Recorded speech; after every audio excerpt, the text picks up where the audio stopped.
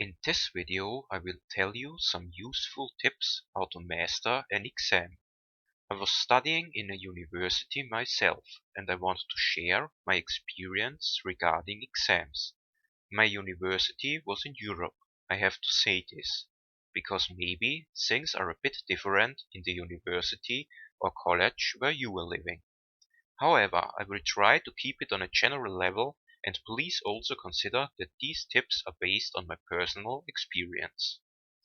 I will structure this video the following way: before, during, and after the exam. Let's start with before the exam.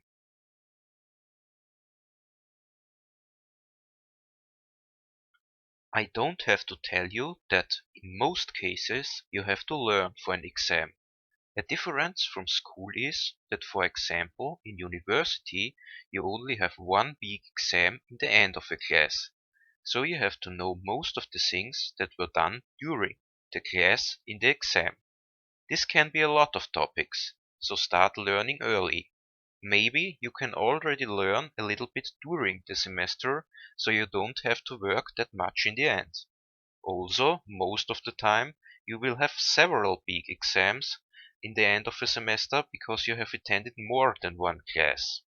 Normally, there will be several different dates for taking an exam. For example, in my university, you had four chances for taking an exam. The last date was around 1 year after the class was finished.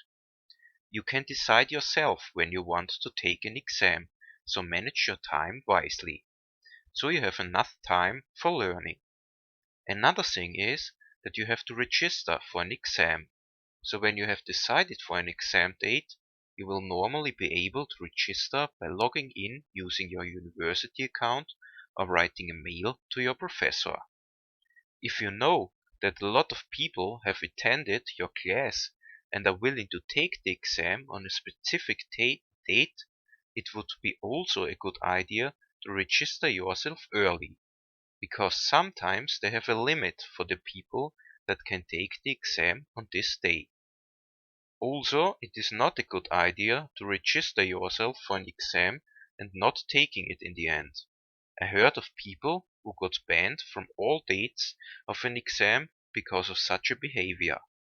This is especially problematic if the registration was for an exam a lot of people were willing to take, and therefore there was a people limit for this specific exam date. So university gives you a lot of freedom when it comes to the management of your exams, but this can be a good thing or a bad thing. Normally, there is no one who is taking you by your hand. You have to motivate yourself and manage your time. Now, let's consider the day before the exam. Don't learn too much and take some time to repeat the most important things for the exam. Go to sleep early and try to relax, even if you are nervous. I know that this is a difficult thing sometimes. If you cannot sleep in the night before the exam, don't worry too much. This happened to me a lot, and I can tell you that you can do well in the exam even if you have slept very little in the last night. If you have to use public transport to get to your university or college, please consider that something can go wrong. The train or bus you're using can arrive late, which will lead to you missing the exam. So take an earlier train or bus, even if you arrive too early in your university and have to wait until the exam starts. It happened to me once that my train was late, the door of the train didn't work, and there were problems with the subway. I had an important exam on this day, and well, it was a pretty stressful situation. I made it to the exam, but I was late and exhausted, therefore doing not too well in the exam.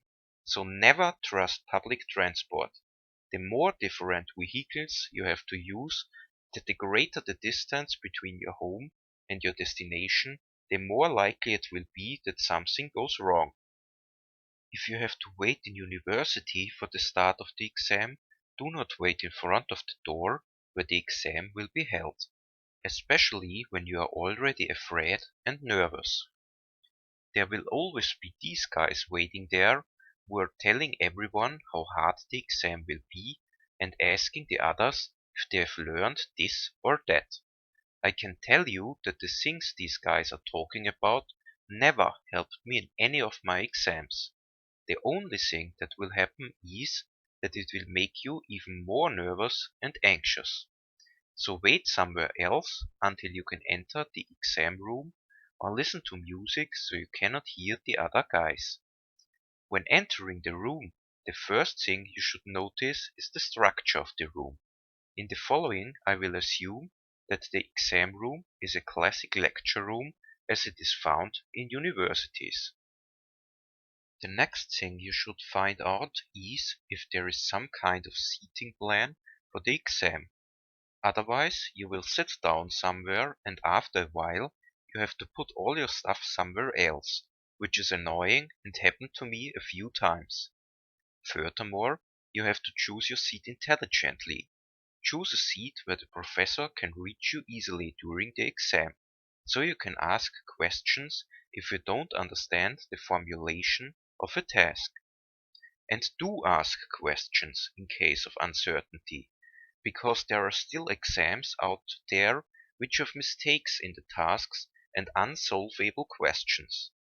So save your time and ask before thinking too much about the formulation of a task. The intelligent choice of a seat is especially helpful in exams with a lot of people, because the available seats will be limited.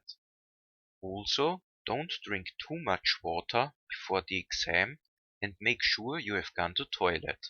It is very likely that you won't be able to leave the room for the duration of the exam.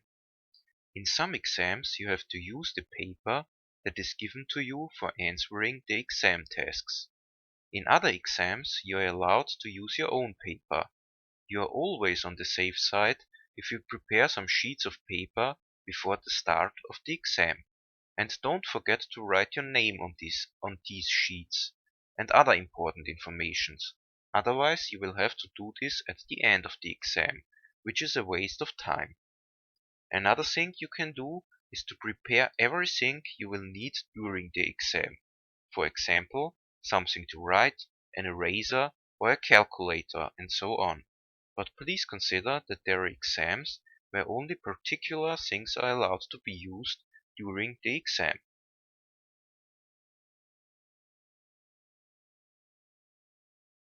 When the exam finally starts, the first thing you want to do, beside of writing your name on the task sheet, is to take a look at the structure of the exam. For example, how many tasks are there, the type of the tasks, and how many points does each correctly solved task give you. Normally, you will start with the easiest task that can be solved the fastest, but also consider the points each task gives you. It is a good idea to focus on the main tasks that give you a lot of points.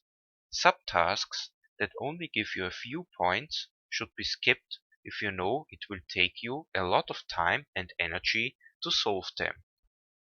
You can always think about such tasks later if you have already solved the important parts and there's still some time left.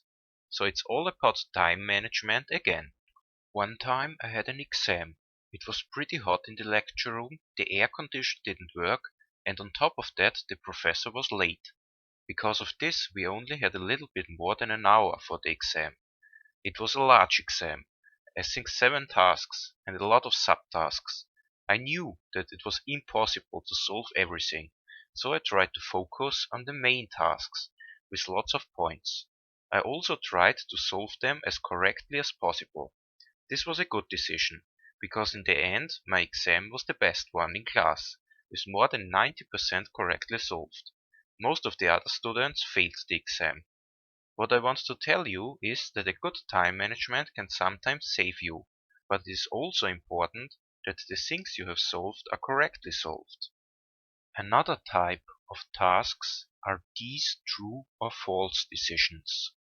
So if you have something like this here, where you have solved some statements correctly in this case the statements 1, 2, and 4 with the answers true, true, and true, and you really don't know the answers to statements 3 and 5, the answer false is at least a good guess, because it is very unlikely that all the statements will have the answer true. So, well, false is at least a good guess. Also, I'm not a friend of handing in an exam earlier. Even if you have solved everything, you have still the option to take a look at your solutions and check them for mistakes. Also, take a look at the tasks again. Have you forgotten anything? Is there something left you haven't seen before? After handing in everything, if you feel nervous and can't stop thinking, it may be a good option to talk to other students to share and compare solutions. The downside of this is that the others could have other solutions than you, which may make you even more nervous. Another option is to ask the professor if he or she has solutions for particular tasks. But it happened to me once that even the professor couldn't solve one of his own exam tasks, which was kind of weird. If such a thing happens to you, I don't know what you should do. Maybe you can make a YouTube video about it.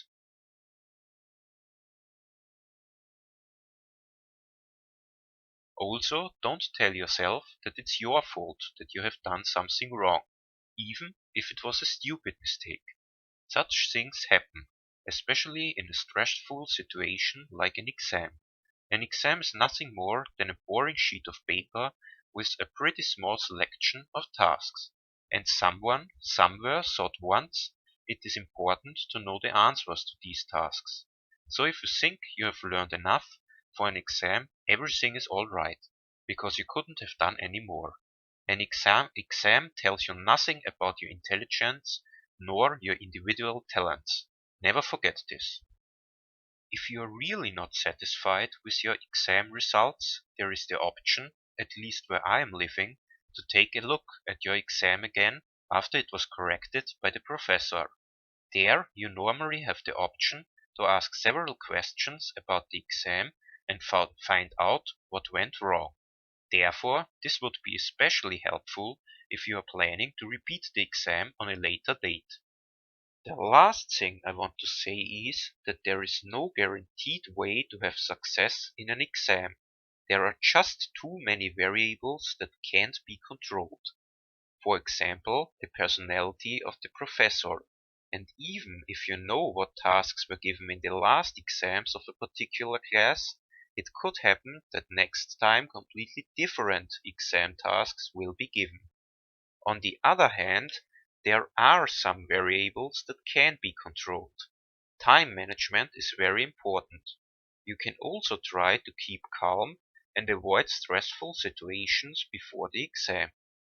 I hope this video that was based on my personal experience was a little bit helpful. I wish you good luck for your future exams.